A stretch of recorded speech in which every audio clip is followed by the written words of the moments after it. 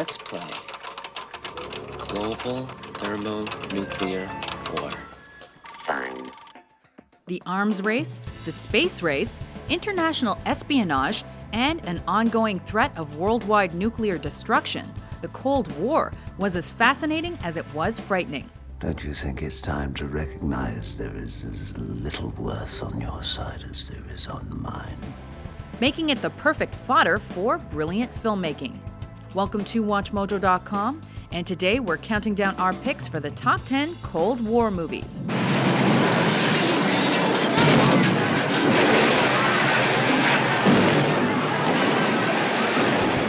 For this list, we picked films that were either a product of the period or offered a valuable retrospect of that day and age.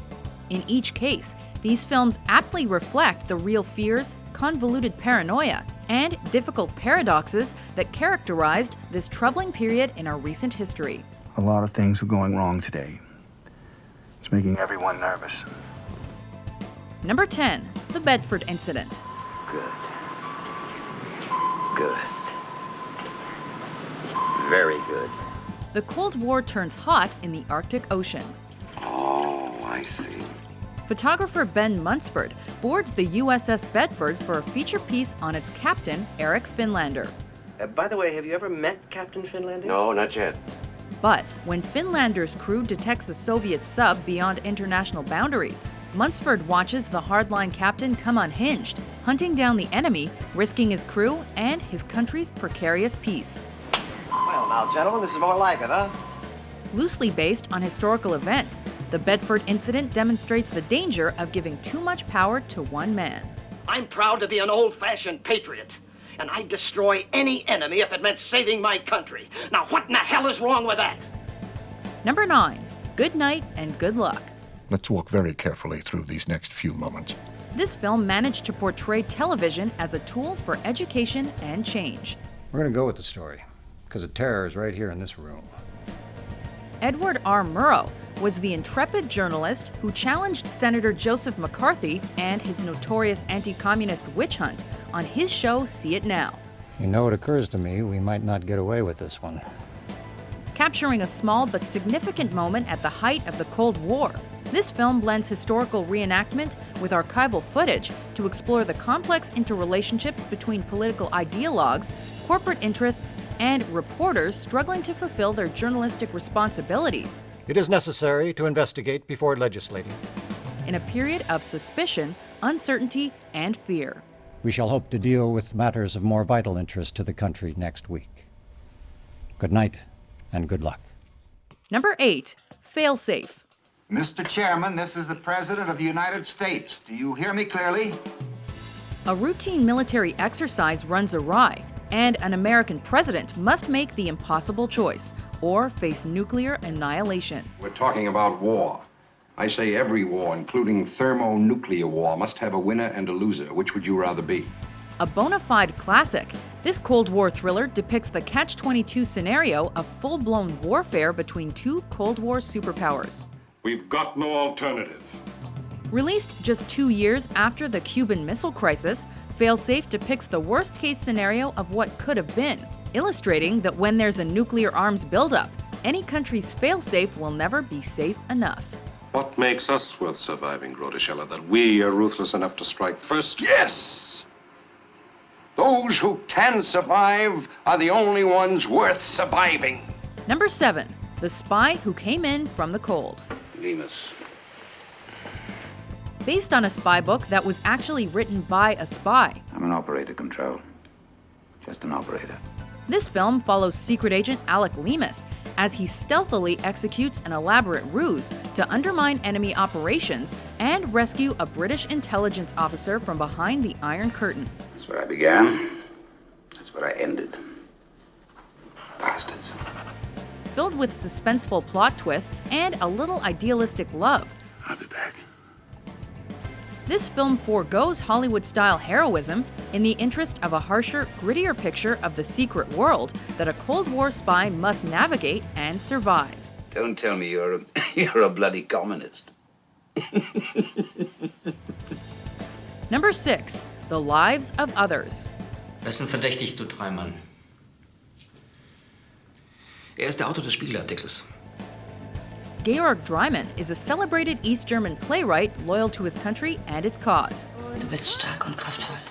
Und genauso brauche ich dich.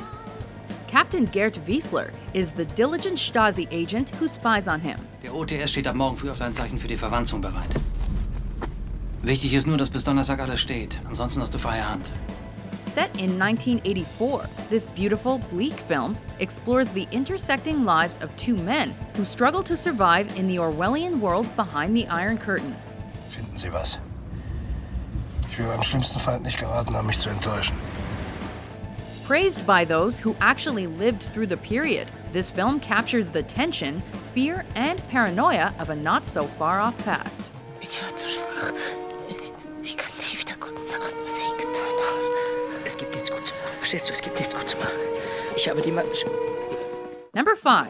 Tinker, Tailor, Soldier, Spy. I understand. You still have one Hungarian identity running. I do. There's a rat at the circus, and George Smiley must find it. Smiley is leaving with me. Like The Spy Who Came In From the Cold, it's based on a John le Carré novel. You can't stay here. It isn't safe. But Tinker, Tailor, Soldier, Spy enters the clandestine operations of the British intelligence service. I said that she claimed to have information vital to the safeguarding of the circus. Calculated maneuvering and double crosses are punctuated by gruesome violence and star-crossed love.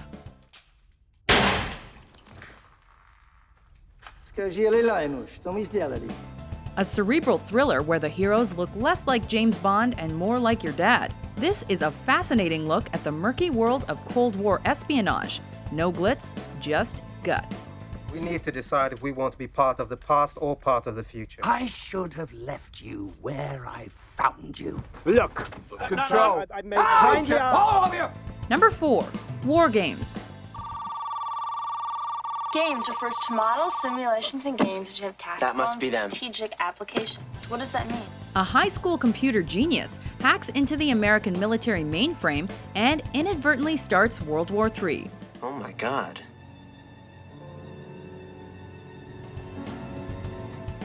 Yes, that is actually the premise of this movie.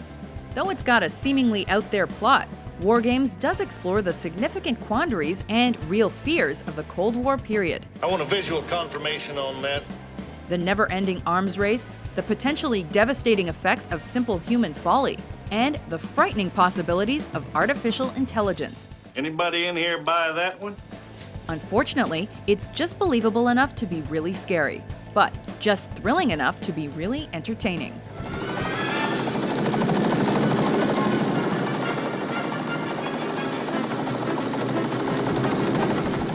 Number 3, The Manchurian Candidate.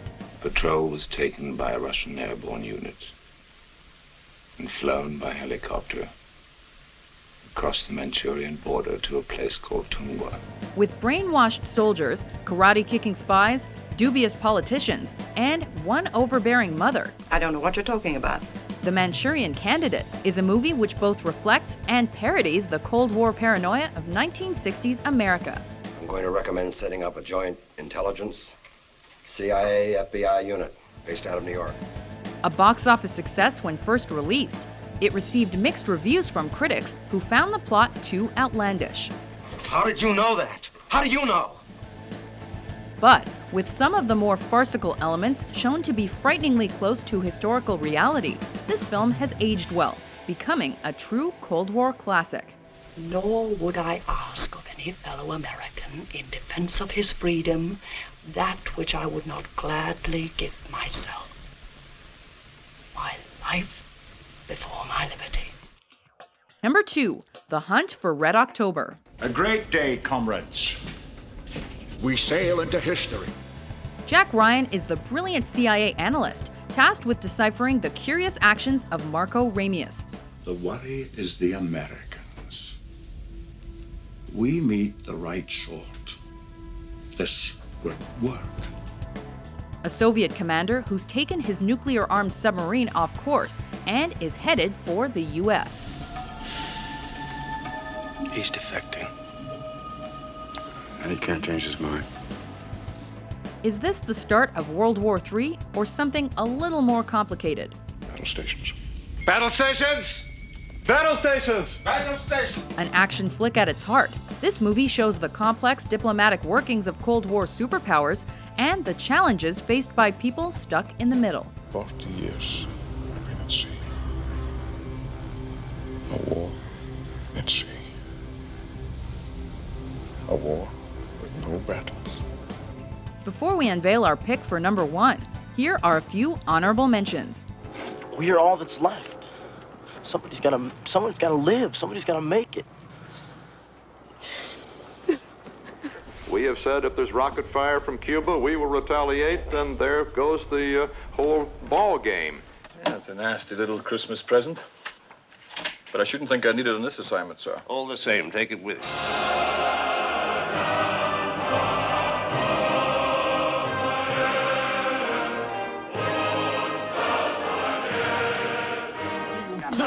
You sell the guy, not taste the karate before, eh? You wore my thing for it. Gentlemen, you can't fight in here. This is the war room. Number 1. What is going on here? I demand an explanation. Dr. Strangelove, or How I Learned to Stop Worrying and Love the Bomb. Classic. And not without good reason. Yes. An Army general has lost his mind. A B-52 has lost its radio. Has everyone lost control? Mr. President, it is not only possible, it is essential. Stanley Kubrick's masterpiece depicts the frightening paradox of Cold War warfare. The Doomsday Machine is designed to trigger itself automatically. But surely you can disarm it somehow. The mutual destruction of East and West, as seen through the comedic lens of the mutually absurd. Combined with a spirit of bold curiosity for the adventure ahead. Released in 1964, Dr. Strangelove was a biting commentary on the political environment of the period and is now universally regarded as one of the best Cold War films ever made.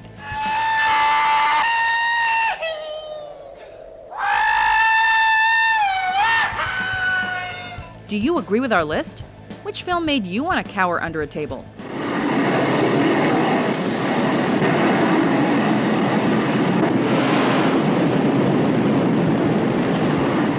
For more entertaining top 10s published every day, be sure to subscribe to WatchMojo.com.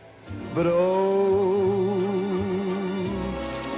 you haunted me so.